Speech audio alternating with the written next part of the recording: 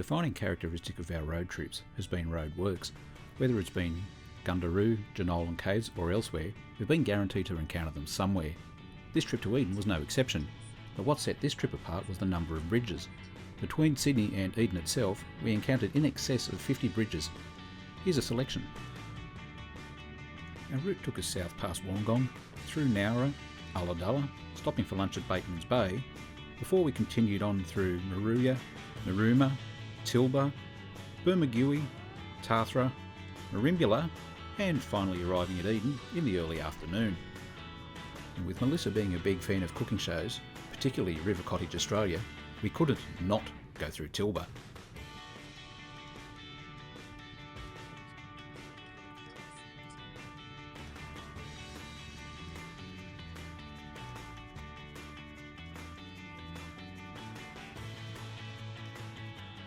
During the planning stages of the trip, Melissa saw the Google Street View photos of the Wallaga Lake Bridge and promptly declared, "I'm not driving over that," which didn't really concern me too much because I was the one planning to be behind the wheel at that stage. Unfortunately, things don't always go to plan, with the result that Melissa was driving when it came time to cross the bridge. Fortunately, it was nowhere near as traumatic as she thought and turned out to be one of the more spectacular parts of the trip down south.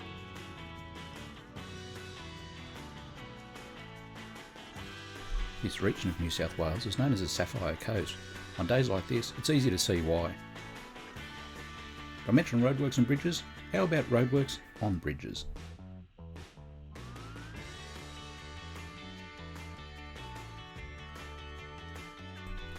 Tathra, the scene of much childhood trauma, but that's another story.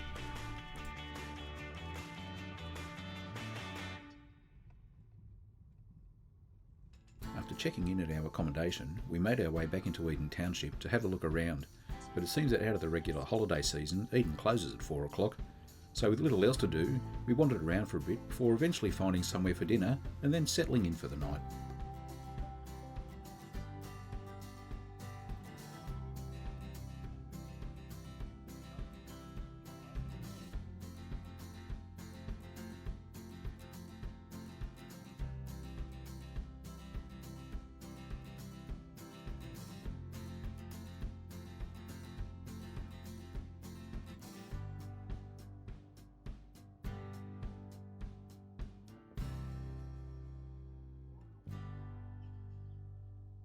The next morning saw us rise early and make our way to Eden Wharf for a 4-hour cruise aboard the Capaloo.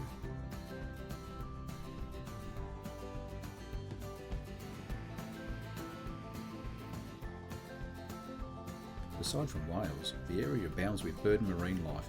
In one day alone we saw petrels, shearwaters, albatrosses, pelicans and even a sea eagle.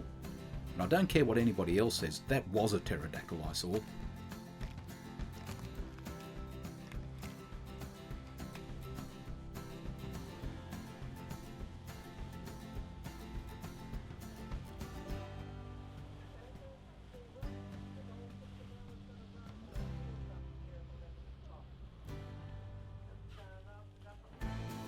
Formerly a whaling station, Eden has now become a mecca for whale watching, with the annual humpback migration attracting tourists from across the globe. In Eden, at least, the whaling industry is still alive and well. It's just that nowadays there's more money to be made in watching whales rather than in killing them. It's certainly more sustainable.